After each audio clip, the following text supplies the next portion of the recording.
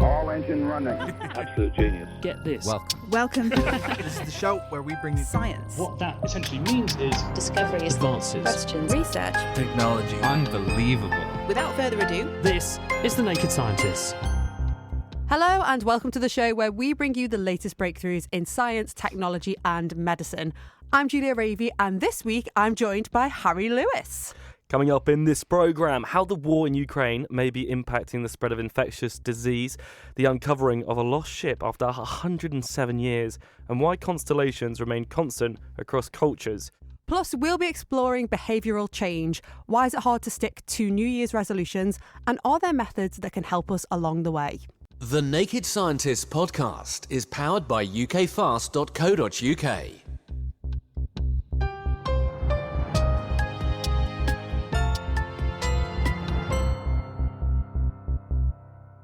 First, to our top story. 2 weeks into the war in Ukraine, we've seen heart-rending footage of people fleeing the Russian attack with what little they can carry. Quite rightly, the reporting is focused heavily on what's happening to people and where they are going.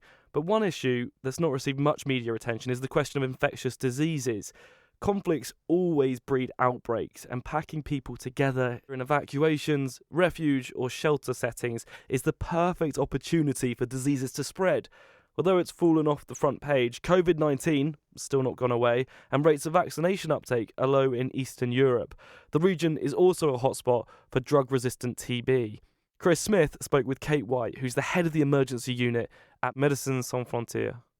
In Ukraine, prior to this conflict, there were quite low vaccination coverage rates in terms of routine immunization and also in relation to COVID-19, which means that this population has a higher risk of contracting some of those diseases. Do you know what the vaccination rate was for COVID? It was roughly around 35% of the population. That's low, So isn't that's extremely low, yes. So that means then that if we've got lots of people, being corralled together in packed railway carriages, in underground shelters, and then in refugee centres, that there is the potential brewing for a big outbreak here. Yeah, there is, but it is extremely difficult for people to deal with that in those really, really tight closed settings. They don't have the opportunity to take the measures that everybody talks about in relation to COVID. I mean, in many places, people are struggling to meet their day-to-day needs, let alone be able to reinforce those measures as well. So what measures are being put in place then? Or have people not kind of realised they need to grasp this nettle and they need to do it quick to make sure that we don't let these diseases, including COVID, escape? You know, it's more a case of the system has just been so incredibly overwhelmed right now. For example, in Poland, there is approximately 140 to 150,000 people crossing the border every day. That is 3 times more than the peak that they experience in sort of summertime holidays. So if you can imagine just every day that sheer stress on the system, it's not had time to put in place anything that's going to help prevent some of this. And then from an individual perspective, when you've had to leave your home and flee extremely fast with what little possessions you can, prevention of illnesses like COVID falls way, way, way down on your priority list. And so trying to get a system in place that can encourage people to put that somewhere on their priority list and make sure that we're able to kind of have that prevention for transmission is really important. But it's going to take a little while to be able to put that in place. One of the other big issues is that the World Health Organization has earmarked previously Ukraine and the environs of Ukraine in Europe as one of the hotspots in the European region for TB. Mm-hmm. And that spreads the same way. Again, packed surroundings, lots of people in close proximity under extreme stress. So really, that's a longer term challenge, isn't it, that we need to worry about as well? There's 2 elements to that. I will start with the somewhat easier one, which is for those people who were already on treatment. In terms of Ukraine, one of the factors around TB was that there were many cases of drug-resistant TB. And so the regimen that people were previously on is really important to maintain. The good part about being on TB drugs is that even though you might not have finished your course and be cured, once you have been on the drugs for a certain period of time, and it's actually quite short, it's like a week, you actually very significantly drop the ability to transmit TB to other people. Making sure that that group of people still has access to the specific drugs that they were on is really, really important. And is someone worrying about that? Is that actually a priority? Because I haven't seen that documented in any newspaper, in any medical paper, or any medical writings. Someone saying, look, we've got a part of the world where there's a really high TB rate with drug-resistant forms of this disease. There's going to be a lot of people who can't access their normal medicine. We need to sort that out. I think in terms of what's publicly out there, it's probably not a conversation that you see a lot, mostly because it's not the sexy news or the sexy response to this crisis. But amongst the health community that is engaged in this response, it is very much a conversation that is happening. They're just not getting the media coverage because most people are not interested. Luckily, we are. What was the second point that you were going to make? And so the second element is obviously for those who have not yet received a diagnosis. So for them, what's really important is that we have good routine screening of people. Thanks to Kate White there. Now, as we speak, the research vessel SA Agulhas 2 is steaming back to port. Aboard is an international expedition tasked with finding the wreck of Antarctic explorer Ernest Shackleton's ship Endurance. The project is led by John Shears, who has over 25 years of experience working in the polar regions with the British Antarctic Survey and Cambridge University's Scott Polar Research Institute. Recently, they've struck gold. Here's Robert Spencer to tell us how, beginning with how this story started over 100 years ago.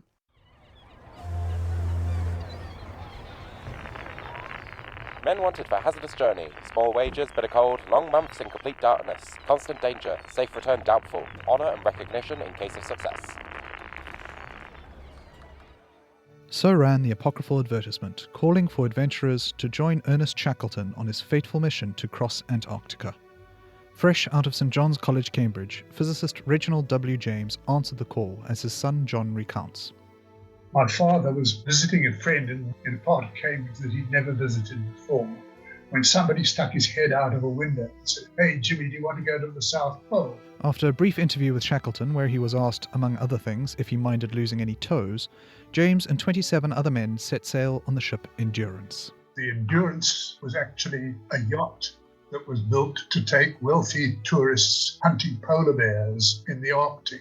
Pressed into this new scientific service, and despite the concurrent outbreak of the First World War, Endurance set sail from South Georgia for the Weddell Sea. The weather was rough, and experienced sea hands had advised Shackleton to wait. Shackleton said, "No, we're going to go," in spite of the advice from the whaling captains. It wasn't long before the ship was stuck in ice. Endurance broke free several times, but eventually the floe held it fast. The decision was taken to spend the winter in the ship and to try and complete the expedition the next year, but the elements would have different plans. Nonetheless, R.W. James got to work with his experiments. There's a picture of him taking observations under the stern of the Endurance. He was doing magnetic observation, but he got very interested in the navigation side of things. They observed eclipses of the stars by the moon, so-called occultations, to maintain the time on their clocks, critical for navigation in the early 20th century. 9 long months passed. But then suddenly on Sunday afternoon, the ice opened and it went down like a stone. Endurance sank 3,000 metres to the bottom of the Antarctic Sea and into another world. The deep Antarctic is quite rich in biodiversity. You have a big range of invertebrate life, animals without backbones. So you have, for example, all kinds of sponges and corals and sea squirts, and then you have quite a high abundance of things like starfish and sea cucumbers, and lots of small worm-like things and mollusks in the seabed as well. Adrian Glover from the Natural History Museum has been studying Antarctic sea environments for years. And all those animals are eating typically food which has fallen from the surface layers of the ocean. In any other waters, the sinking Endurance would be part of that food chain. Wood gets eaten by these peculiar animals called shipworms. Experiments run by Glover, published in 2013, showed that shipworms were absent in these seas, partly due to a lack of natural food, and partly due to the strong circumpolar currents that act as a buffer between these waters and the rest of the Earth's oceans. Thus, hope was high that the Endurance, if ever found by an expedition, would be in good condition. Earlier this year, such a mission set sail on the SA Agulhas II, a research icebreaker operated by South Africa. The only clue was the rough last recorded position of the ship by its captain, aided by James's timekeeping, as the Director for Exploration, Menson Bond, explains. It wasn't sort of like X marks the spot at all. They broke the search area up into sectors. Eventually, just by really working in a very strict, regimented manner, covering one box, then the next, and the next, guess what? We've found the Endurance. The pictures are just remarkable. It's just sitting on the seafloor. The ship is there, it's intact. You can see the paintwork. It's as good as that. It doesn't get any better. It is a beautiful wreck. Quite emotional to see it again. John's brother Viv describes a photo he has of the ship from his father's ordeal. I'm looking at it on my wall here, right now. It just hangs there. And it looks exactly the same, what we saw on the floor of the sea and what I can see on the wall here. You know, by definition, life after this has got to be kind of downhill. The 28 men watching Endurance sink in 1915 might have agreed. With little hope left, they set out across the frigid waters in the ship's lifeboats. They made land on Elephant Island before Shackleton and a small crew went further on to South Georgia. It's an epic tale of survival as frigid months passed for the men awaiting rescue. They were besieged by frostbite, heart attacks, mental breakdowns, and a diet almost entirely consisting of seals and penguins. Eventually, at the end of August 1916, Shackleton returned on a Chilean Navy tug and rescued the crew.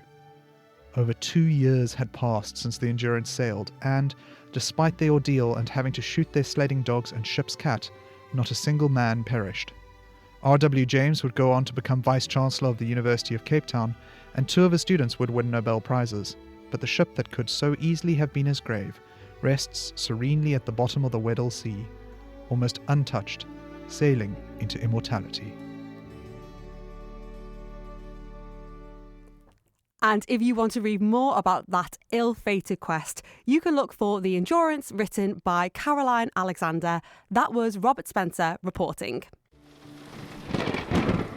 From baffling British weather, the sideways spines of the vertebrae coming off here, to looking at a cheetah from the inside out, games making their way to the clinic, and what to eat in your garden. The Naked Scientists in Short podcasts bring you a top-up of short, compelling science stories. Listen and download for free at nakedscientist.com/short or subscribe to Naked Specials wherever you get your podcasts.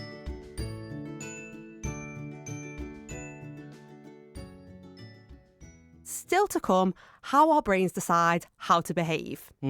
Makes me think, Julia. But first, we're going to be learning about a new type of housing complex. And this has a rather unusual resident. Yeah, it's bacteria, which could be used to power the future. Jenny Zhang from the University of Cambridge is here to tell us all about it.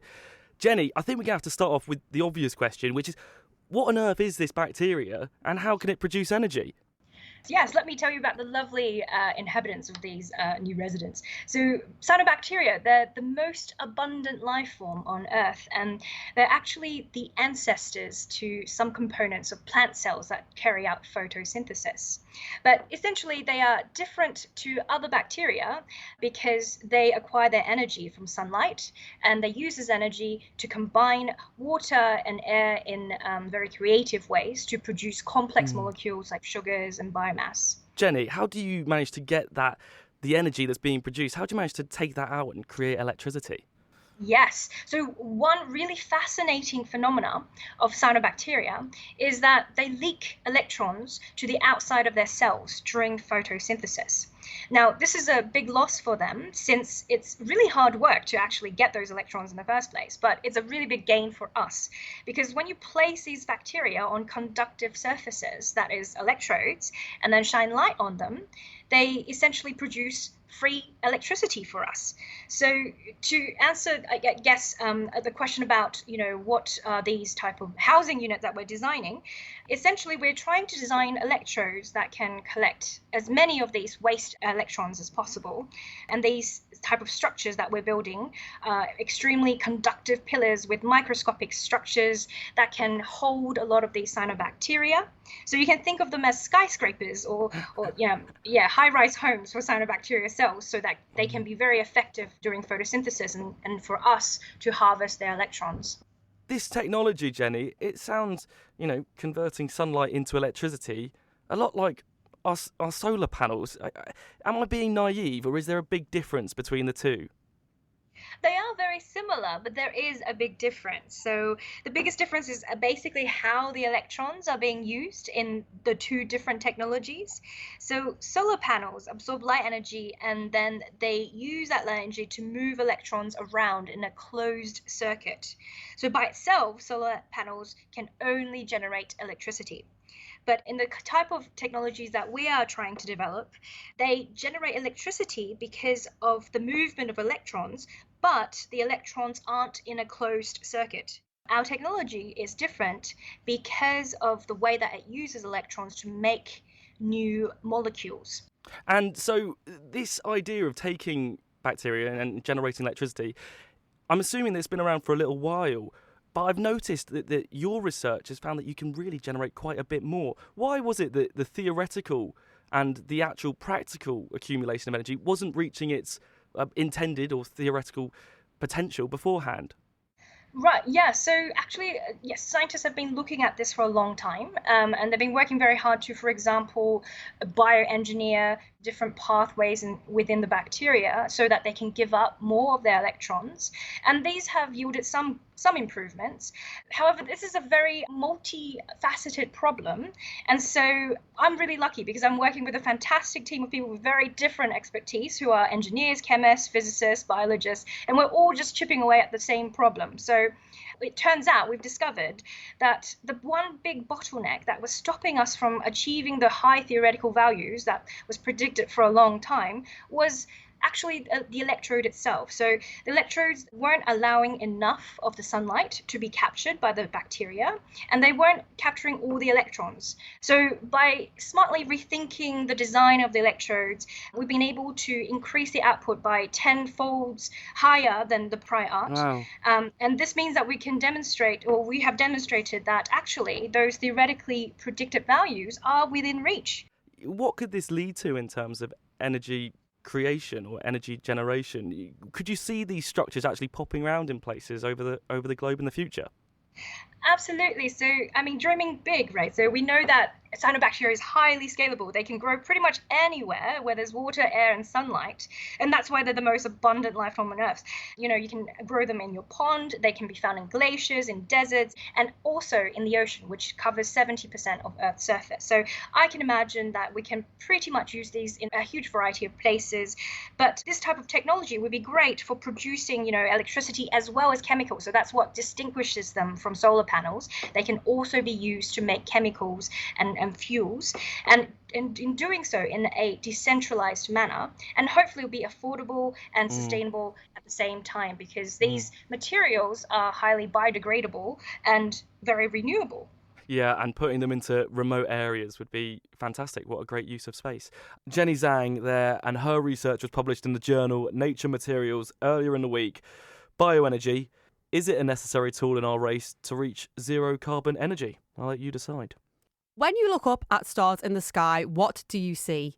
You may group certain stars into constellations or asterisms, terms used to describe groups of stars that we like to view as related in some way. Humans have been doing this since time immemorial, placing significance on certain asterisms to tell stories and feel connected to each other and the universe. Now, as James Titko reports, a new study by Charles Kemp from the University of Melbourne in Australia has been looking at the striking way in which cultures across history have developed similar groupings of stars and what this can tell us about how our brains interpret what our eyes are seeing. The night sky is a mystery which connects us all. The great cosmic questions of why and how are defining characteristics of what makes us human. And nothing brings these questions to the forefront of our minds as universally as simply staring directly up on a clear night. Of course, people in different parts of the world see different parts of the night sky. So people in the Northern Hemisphere and Southern Hemisphere have different experiences. But still, it's a very important thing that's seen all around the world, and it plays such an important role in culture as well. Charles Kemp and a team of scientists from Melbourne have been trying to show that the shared experience of stargazing actually runs a lot deeper than we think. We looked at a total of 27 different cultures drawn from all around the world, including cultures from Europe, Asia, North America, South America, some from Oceania and Australia as well. Their work amalgamates the groupings of stars from astronomers all over the world in a bid to understand more about the way our brains interpret visual stimuli. Maybe not surprisingly, it's rare to find an anthropologist who is expert in astronomy as well, and so is able to align what the local people there are saying with the star names and sort of the accepted groupings that a Western astronomer would know. And so because of this, there are a few really impressive anthropologist astronomers who've kind of had a background in both of those areas. And so the contributions that those people have made are incredibly important to do the sorts of analyses across cultures that we were trying to do in our work. And what were the sort of broad conclusions you drew from this comparison? I suppose the number one conclusion was that we think perceptual factors play a bigger role in shaping constellations across cultures than previously realized. Constellations, or asterisms, are ways of grouping stars together, a practice which has gone on throughout the history of mankind. Previous researchers would have agreed that there's a small handful of constellations that are near universal. These would include things like the Big Dipper and the Pleiades and so on. But normally when scholars talk about this, there's a list of usual suspects that includes maybe about 4 or 5 groupings, but no others. But if you think about it, if there are these groupings that are near universal across cultures, and there are groupings that are one-off, there's probably going to be some kind of gradient in between those two extremes. And there just hasn't been the data before to ask, for example, well, so not universal by any means, but if they're appearing in half of the constellations across cultures, well, there's a striking regularity there. People all around the globe are working with essentially the same visual system, and there are certain groupings that just jump out. It's well known from, I suppose, more than a century of research now in visual perception that factors like brightness and proximity and symmetry and so on affect the patterns that people are able to see when you give them visual displays. Through their work, Charles and his team are advancing the Gestalt theories of perception, Gestalt translating from German as pattern or configuration. Appearing in the early 20th century, they were the people who first developed the idea that characteristics such as brightness, proximity, and distance between objects were responsible for how we view individual elements and group them together into a whole. And in fact, some of them informally mentioned constellations, so star groupings, as examples of exactly the sort of grouping that they were interested in. But as far as I know, nobody ever followed that up experimentally. There are experiments where in the lab, people are presented with random dot patterns. And what's interesting is to see how those patterns get organized into groups. But no one has ever really tried to use stimuli that look a bit more like actual stars and that, for example, vary in brightness. But I wonder if we could zoom in potentially on some striking similarities maybe between two very disparate sets of astronomers, for example, disparate by way of age or by distance. Examples that really leapt out as surprising that people had connected together.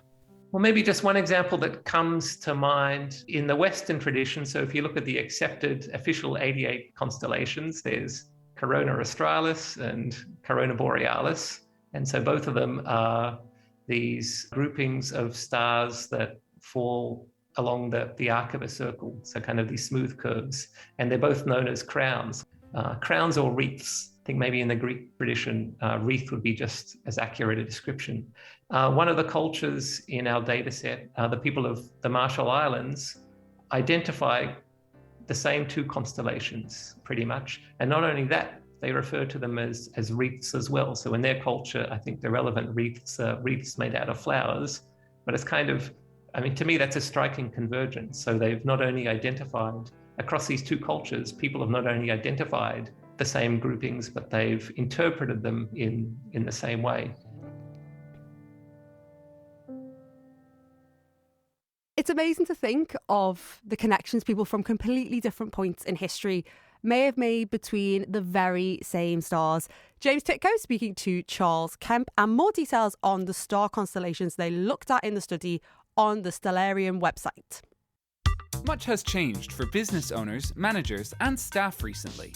But with over 30 years' experience in telecommunications, award-winning independent company Spitfire have the expertise to make sure you stay ahead and can keep on innovating. Whether it's connectivity, MPLS networks, firewalls, or phone systems, Spitfire can help. To find out more, go to spitfire.co.uk. That's spitfire.co.uk. Spitfire, telecoms and IP engineering solutions for business since 1988. Music in the programme is sponsored by Epidemic Sound, perfect music for audio and video productions. Welcome back. You're listening to The Naked Scientist. That's with me, Harry Lewis, and with Julia Raby. And we're going to be spending the rest of the episode trying to unpack why it feels so difficult to make changes in our lives. Because I'm not going to lie, Harry, my New Year's resolution hasn't gone too well. Yeah, we've kind of spoken about this a bit, Julia, so I know what's going on, but you better let everyone in on the secret. What are you trying to do? So I'm trying to not eat loads of chocolate after my dinner because I end up on a sugar high and then I just can't sleep properly. But I have still been creeping to the cupboard every night. Yeah, I've got the same problem, but perhaps a different situation. I've made 2 New Year's resolutions. One was for my girlfriend, and I said I was going to stop taking her for granted, and thank goodness she's not in a studio because that hasn't gone out very well. The other one was to get into a gym routine like everybody else, and I've been about 3 times in 3 months. Well, I mean, that is kind of a routine, isn't it? But I'm guessing it's not quite what you had in mind. No, I actually don't really understand as well, because I want to go to the gym, so there is this want inside of me, but when it comes down to it, there's always something better to do. Yeah, I think that's the same with me, and that makes it even more frustrating, really. I think our situation calls for help from the expert, Harry. We need an intervention. So I reached out to Katie Milkman, who is a behavioural scientist from the Wharton School of Business at the University of Pennsylvania, who uses research to find methods for helping people to make change. Well, this one's for you then, Katie. I've made up my mind. I want to change. Why can't I just do it? Change is not just about making up your mind, because there are all these internal barriers, not to mention the external ones, right? Do you have the financial resources? Do you have the health resources? All the things you might need. But even if you've got that all in line, our mind is working against us. So the way we're designed, we tend to be present biased, for instance, which means that instead of focusing on long-term rewards, we overvalue instant gratification. That makes change hard. We tend to reach for the path of least resistance, whatever is easiest. That's what we want to do. We often lack confidence in our ability to do something new and challenging. And if we don't have confidence to make a change, then it's really hard. We have all these different barriers. That's just actually a subset of them that are working against us, that are part of our design or our operating system. And so all the things we can do to make change a bit easier for us. Yes, thank goodness. Science has lots of great evidence to offer on what we can do to make changes. I do think it's very important to say that the best tools for creating change in your life are going to depend on what the barriers are that are standing in your way. But one of the most common barriers is we think that the best thing to do is find the most efficient path. But a small fraction of people make a different calculation. They actually think, what's the most fun way I can pursue change? And that sounds like a worse way to get there. It's going to take longer, but that's a better path. And the reason is if we pursue change in ways that we find fun, we persist. One way that I have shown we can make change more fun and persist longer is through doing something I call temptation bundling, which is linking something that feels like a chore otherwise with a source of pleasure and temptation. So think only binge watching your favorite TV show while you're on the treadmill. If you can find a source of pleasure that you can link with what would otherwise be a chore, now it transforms the chore into something you might actually look forward to. You did a big study about going to the gym and testing lots of different interventions. Were there any interventions that stood out as being a class above the rest? Yeah. So lots of scientists in a tournament-like style submitted their best ideas for how to motivate people to go to the gym. And then we tested all these different month-long digital programs to motivate exercise against one another. And we did it with about 63,000 Americans who were members of a popular gym chain. It was helpful to get people to make a plan. What are the dates and times when they're going to go to the gym? Then we'd send them text reminders to show up for the gym at that time. And we gave them points that were basically worthless. They were worth about 20 cents per gym visit. It wasn't a huge amount, but it sort of gamified it and gave them a little micro incentive. And then we layered on some additional ingredients. And the most powerful of those additional ingredients, believe it or not, just focused on getting people not to miss 2 workouts in a row. So normally, say you schedule yourself to go to the gym on Thursday and Friday this week, but we designed one version of the program where you'd get a tiny extra sweetener to come back on Friday if you'd missed Thursday. And it wasn't enough that you'd ever skip strategically. It was 10 cents, but it was enough to give you the sense that it's not a good idea to miss more than one workout in a row. And that turned out to increase gym attendance by 30%. We found lots of other interesting things that increased exercise too, including giving people free audiobooks that they could link with their workouts. That was something that was successful. We also found that telling people lots of other people are exercising, that gives you the sense that this is a social phenomenon. You don't want to miss out. And that increased exercise by about 25%. So the good news is behavioral science is full of insights that can be used to improve our outcomes when it comes to behavior change. After hearing about the success of the interventions in Katie's study, I decided to set the Naked Scientist team a little challenge. So over the next week, I want us all to take a walk from Cambridge to Liverpool. As a group. So Cambridge to Liverpool is 192 miles. And I did a little very accurate step calculator online, which comes together as 460,800 steps. How many?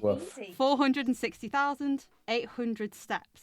But based on the data I've had in so far from everyone, we're all walking less than what we need to walk per day. I do about 300 steps a day. Pick up the pace, man. I'm not joking. Same. Well, you need to do for this 8,228 steps per day for 7 days. Oh.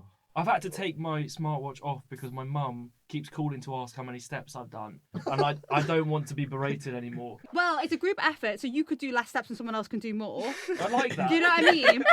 And we can try and get to Liverpool, but we might end up somewhere else on the M6. What do we do when we get to Liverpool? We're going to have a party at my house. We're going to the bingo place. And to spice this challenge up, I decided to give each member of the team a different intervention to boost their step count. These interventions included: if you hit your target each day, you will get a treat of your choice at the end of the week. James has been looking at a Tiffany ring recently. a daily reminder. Every day receive text message reminder to prompt walking. Yours is so much worse than James's. Yeah. A reward during doing the step count. Pick an audiobook of choice and only listen to it while I'm walking. A pre-commitment. I have to sign a contract now to commit to walking the required number of steps. Somehow, Julia, I don't think that these are randomly assigned. Planning ahead of time. Add to schedule with reminder for when walk each day. How lucky. I am lucky. I like schedules. A daily reflection exercise. Each day, look at your walking count and think about what you can do tomorrow to improve. And no intervention. Harry seemed happy with that one. The information received today is all the information you will get. This time in a week's time from now, we'll meet again. We'll see if we've hit that target of getting to Liverpool as a group. But yeah, I'll catch you in a week. Will you pay for my lawyer? Yeah, I really don't look like the kind of person that likes group fun there, do I? Well, you made a test there, but the science doesn't lie. As Katie said, fun activities and doing something social can help motivate us to change. Sure. Something I still don't understand, though, is why we need interventions or tricks to push ourselves to do something that we actually want to do in the first place. Yeah, so Trevor Robbins, a professor of cognitive neuroscience at the University of Cambridge, can hopefully give us an insight there. So one notion is that there are 3 basic systems controlling our behavioural output. One of these is a very ancient system, a Pavlovian system. This system is key for making associations. Like if every time a bell rang, you got a piece of chocolate. Well, over time, you'd come to expect that little sweet treat upon hearing the sound. From the Pavlovian system, you can assess causal things in the world, but you can't do very much about them. To give you control, you need what we call instrumental behaviour or goal-directed behaviour. Say you walk into a dark room, you might flip the light switch on so you can see what is there. Now that is goal-directed. The aim is to see, and the action, turning the light on, makes it possible. And then the third system here, which is probably very ancient, is the so-called habit system. This system links situations and responses so behaviours can be performed in an almost automatic way, without much concern for the outcome. So say you walked into a room, and one time you switched the light on to find the bulb was broken. But the next time you walked in, even without replacing it, you pressed the switch again anyway. That would show that the behaviour is habitual, because you aren't getting the outcome, the light you desire, but perform the action anyway. The balance in our everyday behaviour is among these three control systems, and they probably work rather dynamically between themselves. So when we are trying to introduce a new behaviour, like going to the gym, or eating more fruit, or studying for a test, these are goal-directed. We're performing an action with an outcome in mind. But this system isn't always the best to use, as Ingo Willen from the Netherlands Institute for Neuroscience explains. Goal-directed behaviors, they require more computational power, more brain power, so to say. You need more brain power to execute them because they're more complicated. You're also more flexible and you're more precise and you know sort of the big picture of everything that your behavior has taken place in, but it's more costly in a way. And the habitual behaviors, they would be, like sort of like the low cost eco mode of your brain. Like it's not very costly for your brain to compute just a reaction to some stimulus that pops into your visual field. Making behaviours habitual can be beneficial. Over time, with repetition or under certain emotional conditions like feelings of pleasure or avoidance, once new behaviours can transition into habitual responses, saving the brain costly energy. Ingo studies this transition in animals. What we do with our rats is we teach them, that they get food for a certain action. And then at some point you take the food away and see if the rat stops doing this behavior, which that would be a goal-directed decision. Like there's no food anymore, why would I keep doing this? While if it's habitual, then you know that the animal will keep pressing that lever, even though there's no outcome anymore. So it's extinction resistant in a sense. Exactly what happens in the brain when a behaviour transitions from goal-directed to habitual is still under investigation. These behavioural systems are governed by certain brain circuits, like highways, whose traffic levels are influenced by different chemicals, including a common one you'll know, called dopamine. And the idea was that this control of the behavior would switch from one highway to the next and to the next. But Ingo's latest study found something different about dopamine. And in our study, we actually found that this switching doesn't really happen. It seems like that dopamine is present and important in all these highways throughout the entire development of habits. While scientists continue to unpick what happens in the brain when a behaviour moves from being goal-directed to habitual, we can learn more about our own preferences for routine responses using questionnaires. Julia volunteered to have her habit tendencies assessed. Oh, good luck, Jules. So I've just logged on to do a questionnaire about personality, behavioural preferences and problem solving, and we'll see how I get on. In the questionnaire, I am being asked to rank certain traits that I think about myself. I tend to change my plans last minute. Disagree. I avoid situations where unexpected things might happen. Agree. Life is boring if you never take risks and always play it safe. Somewhat disagree. I am boring. I like to plan ahead in detail rather than leaving things to chance. Strongly agree. I like being able to organise everything in advance. Strongly agree. I feel anxious when things change frequently. Agree. Oh, it's done. That was really quick. So now I will await my results. I wonder what that analysis will show. Hi, Julia. Hi, Leor. How are you? Good, how are you? I spoke to Leor Zemigrod from the University of Cambridge, who designed this questionnaire. So I look at what makes some individuals more flexible and adaptable, and other people more habitual. I've done the questionnaire. Do you have my results? I do. And Julia, you are one of the most creatures of habits that I've ever seen. Oh no. Which it's not a bad thing. It's just we're all different, right? So when I look at your habit profile, we see that you're highest on what's called preference for regularity. So you really like having routines that you feel that they're comforting.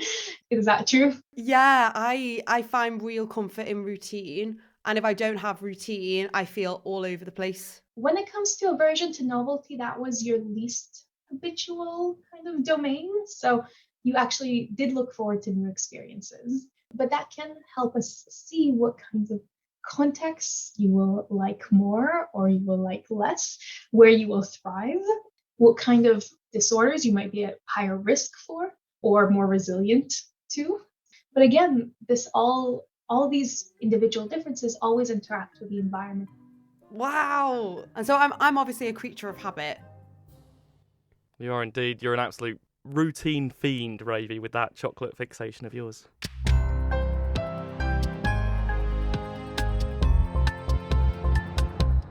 Okay, so obviously I may be a bit extreme in my habitual behaviours. Just a bit by the sound of it. If these cheaper, easier to perform behaviours are helpful, that must be quite useful. But if they aren't beneficial to someone's health and well-being, it must be really difficult. Yeah, and Trevor's lab is trying to solve this problem, and he invited me in to learn a little bit more. Most of our day can be governed by habits. We wake up at a certain time, brush our teeth, take a shower, make tea, drive to work, check emails, scroll on social media, eat lunch, do tasks, drive home, cook dinner, watch telly, scroll some more, and then go to bed. While certain habits can be good for us, there are other behaviours which may not be as beneficial. We may be in a habit of eating too much sugar, or being physically inactive, or spending too much time online. And in the most extreme instances, habitual behaviours can be disruptive. Behaviours carried out can do real damage to our health, relationships, and life as a whole. There are certain conditions where the goal-directed and habit systems are thought to be compromised, as Trevor Robbins explains. People talk a lot about addiction habits, don't they? I've got a drug habit, I've got a cannabis habit, I've got a smoking habit. In certain disorders, for example, substance abuse and addiction, obsessive compulsive disorder, compulsive eating, compulsive gambling, there's going to be some tendencies to these more automatic behaviours. Trevor is currently trying to understand the underlying biology of obsessive compulsive disorder, or OCD. OCD is a very serious and disabling disorder. I'm talking about people who perform rituals for 12 or 13 hours a day and their lives are shattered. And, we think obsessive compulsive disorder may be a derangement of control over habits. I wanted to learn more about how Trevor and his group are trying to understand OCD, so I paid a visit to his lab. I'm here to speak to Mairead Healy, who's with Trevor Robbins' group, to hear from PhD student Mairead Healy on how they are studying this debilitating condition. So our lab is focused at looking at the brain basis of compulsive behaviour, or how habits are formed in people with OCD. And so we can learn more about the brain basis of compulsions. And how do you go about studying OCD? So sometimes we are using neuroimaging techniques, so that will give insight into what's happening at the brain level. And we also use behavioural tests, so that will give us insight into what cognitive mechanisms are underpinning these behaviours, and also we combine them together so we can get an overall picture of both. This task will take around 7 minutes to complete. Mairead let me demo one of these behavioural tests. A rule exists telling you which one is correct. You need The screen displayed several boxes with different patterns in them. I had to select one and got told if it was correct or incorrect. Select a pattern to start. Okay, go for incorrect. We will tell you whether And then keep selecting the correct image as the display changed. Try and use the feedback to help you discover the rule. Once it is clear, Which pattern was correct would change throughout the game without me knowing, and this would assess my ability to think flexibly, updating the target pattern as I went through. have another try.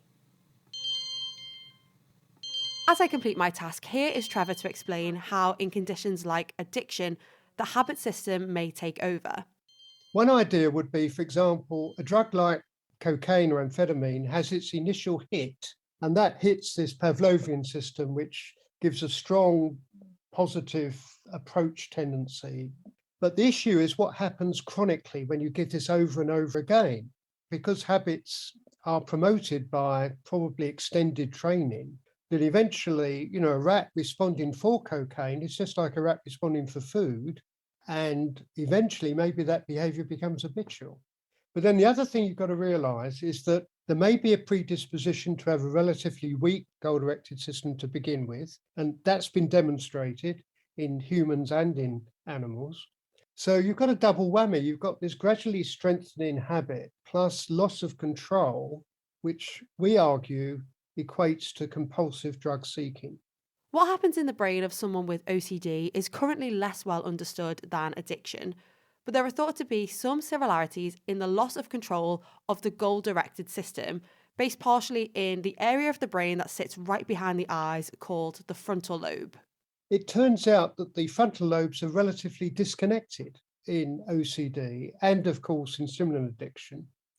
And that disconnectivity correlates with the degree of compulsive behaviors. So that's pretty amazing that the same area is disconnected and it relates to compulsion in both cases, although the actual nature of the compulsions are different. But we would argue, I think, that probably the habit system must gain prominence as a result of that overall downregulation of the goal-directed system. Well done. You have completed the task. Amazing. Nice. Yeah, so that task is part of a battery of tasks that we administer to participants. And in OCD, we kind of hypothesize that they will find this task difficult to do the rule reversal because they'll be kind of stuck in a more habitual behavior. After someone has done this type of test, then what would you go on to do? We have another task that's one of the key tasks that we use because you get the participant to perform this in the scanner so that we can relate their behavior to actually what brain circuitries or brain areas are supporting this behavior. Now, I was going to get my brain scanned, but sadly, because I have a brace on my teeth, I can't go in the scanner. But what Mairead will be looking out for here is how the brain of people with OCD and individuals without OCD differ in their activity when playing a game like the one I just took part in. The group is also looking at differences in brain chemicals in these systems too, to try to paint a clearer picture of what is going on in OCD and other habitual disorders. Yeah, exactly. We really hope that we can make an impact into the lives of people who have OCD and better our understanding of habits. We all have to get the balance right between our goal-directed systems and our habit-based systems. And so this work is really important for the clinical applications, but also just to have a better understanding of how we form habits and how we can, improve our daily lives by adapting to our environment in a way that will help us achieve our goals. Hopefully, the more we learn about the habit and goal-directed systems, treatments for these conditions can improve. It really struck me what Mairead said there at the end, how we are all looking to strike a balance too. If habits are easier for us to perform, are there ways to build ones that benefit us? Well, there are a variety of tools out there which do offer helpful guidance for building new routines. And it's good news for us because BJ Fogg, who's the author of Tiny Habits from Stanford University, has offered a helping hand in finally kickstarting our resolutions using his approach for change. Make it super tiny, set the bar really low. Let's say you want to read more books. And many people say, I'm going to read a chapter a day. Well, that takes a lot of time. So instead, in the Tiny Habits way, you scale back the chapter to a paragraph or even one sentence. And then you find where that fits naturally in your life. Okay, I'll read one paragraph of my book after I sit down with my morning tea. And if you want to read more than one paragraph, you can, but you set the bar so low that every day you can do it really reliably. And you say, good for me, I did my habit, and you move on with your day. And you mentioned a few processes there. You were saying, sit down with my tea, then I read, and then I say, well done, me. Yes, exactly. And those 3 parts are A, B, C. There's 3 parts. What is going to remind me to do the new habit? In Tiny Habits, we call that an anchor. So that's the A. And the anchor is something you already do, like sitting down for tea or turning off the telly, as you guys would say it. Then the B is the new behavior. You want to have a habit. So reading a paragraph from a book. And then as you do the habit or immediately after, you say, good for me. You reinforce yourself. You cause yourself to feel successful. So that's ABC, anchor, behavior, celebration. And so me and Harry, we had New Year's resolutions this year, which, it's March. We haven't been successful with them right now. So I thought I'd put them to you to try and tiny habitify them. So one of them was to build strength. So just get stronger and feel more healthy. What would you do for that type of behavior? Pick the upper body exercise that you want the most. So what do you think Harry's going to want the most? Let's say he'll do a push-up. I'll make him do them. Push-up, wall push-up, counter push-up, floor push-up. I'll make him get down. Yeah. Floor. Okay. And then you don't do 10 or 20. You do 1 or 2. You make it so tiny that it's just super easy to do. Then it's find, where does this fit naturally in Harry's life? What does it come after? And it's hard for me to know what Harry's routines are. Where do you think it would fit for Harry? He loves a cup of tea. Cup of tea. He's always in the kitchen here boiling the kettle. Okay, so good. So then the tiny habit recipe becomes, after I start the kettle, I will do 2 push-ups. And then as Harry stands up, just boom, good for me, or way to go, or just say, I did it. And so Harry, dive in and practice that. And if for some reason that doesn't fit after you start the tea, then look for another place where it might fit. And then my one was, I have a terrible sweet tooth, but only in the evening. After I've had my dinner, I feel like I have to have a chocolate bar or a cake. So I really want to replace it with eating something a bit healthier, like fruit. How can I tiny habitify that? Well, first of all, you are not alone, for sure. You know that, right? This is really common. The first thing is to make a list of all the snacks that you might eat after dinner that you consider healthy. On your side, what might be on your list of healthy snacks? I love strawberries, and I love strawberries with like a Greek yogurt. So the next step for that is to buy the yogurt and prep the strawberries. Wash the strawberries, get them ready. And if you like them sliced up, get them pre-sliced. Then you would design it into your routine like we did with the push-ups. What would be the specific moment after dinner that you would do that? It'll be taking my plate to the sink, because that's when I go that's when I go to the cupboard. So then, and you would actually write this down. You'd write it down on a note card. After I put my plate by the sink, I will prepare my snack for the evening. And then as you open the fridge and you see those 2 things, tell yourself, good for me, I'm on my game plan. Let yourself feel successful that you're following through with this game plan you designed for yourself. Now, in addition to that, remove the chocolate from your home. I know that, but this is part of it. You don't have to do this, but if you want to increase your chances, try it for 3 days and see how it goes. I'm going to give that a go. I'm sure it'll help me. It will. And if it works, you keep going. And if it doesn't, that's okay. You don't beat yourself up. It's sort of like decorating a room where, I want to put this new painting on this wall. And if it doesn't fit there, you don't beat yourself up. You just redesign. In the Tiny Habits method, a big part of it is to iterate, to try things out. And if it doesn't work, you don't blame yourself, because it's a design process. And you just accept that as a positive. And I've learned something, and you redesign it and try again. You change best by feeling good, not by feeling bad. It's been a week since I set the team the walking challenge, so I'm going to see how we've done and which intervention fared best. The results are in, and I've had everyone's results except for Harry. Harry, donde está? Where are your steps? I didn't record my steps. Why? But there wasn't much motivation. I think I have walked a lot more. But Well, there you would wasn't say much that, wouldn't you? I didn't switch the health tracker on my iPhone. You need the trundle wheel. What the heck's a trundle wheel? So, given Harry a rough average for his steps, the counts were all added together, and this is what the results showed. And so, what I can say is that for all of us, no matter what the intervention was, everyone has improved in their step count in the past week. And maybe that's because we were all under a challenge.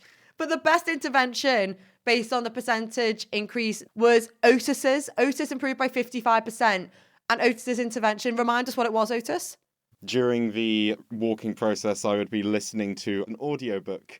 So this week, we've walked as a collective 425,467 steps.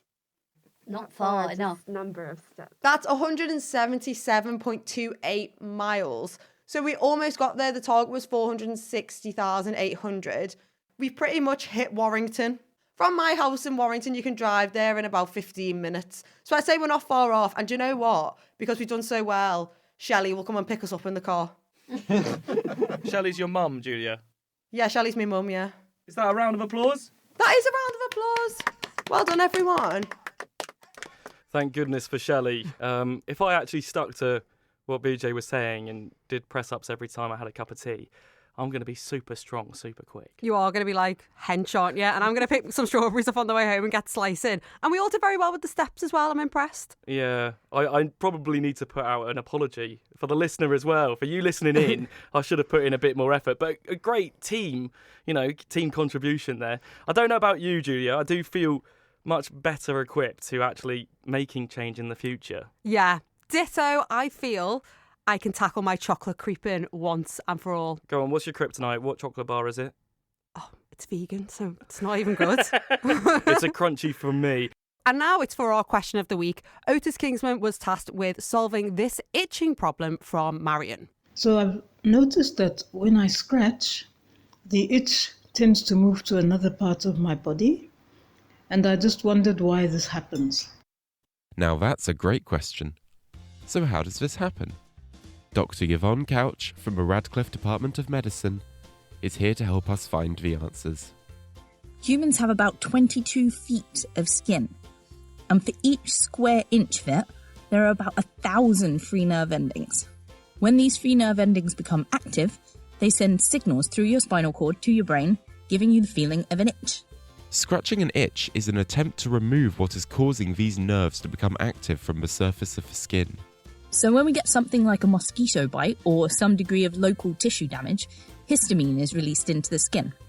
It's an inflammatory molecule that's designed to open up your blood vessels and bring more blood to the injured site to fight off any potential infections. But in the process, the histamine stimulates those free nerve endings. In the process of combating our injury, the chemicals in our blood inadvertently make our brain think we're in more distress. Itch signals have been shown to stimulate bits of your brain associated with reward. The signal gets to your brain and a bunch of central processing tells you to scratch the itch. But scratching around the area of the itch causes local irritation in the surrounding skin, which releases more histamine and activates more of those free nerve endings. Because your brain likes it when these endings are scratched, it leads to the itchy area expanding and expanding until your whole body feels itchy. Thank you, Yvonne, for helping us find the answer. Next week, we'll be answering this question from listener Ranjit. As gravity and time have an inverse relationship, will astronauts bring back moon rock to Earth that will be older than the Earth?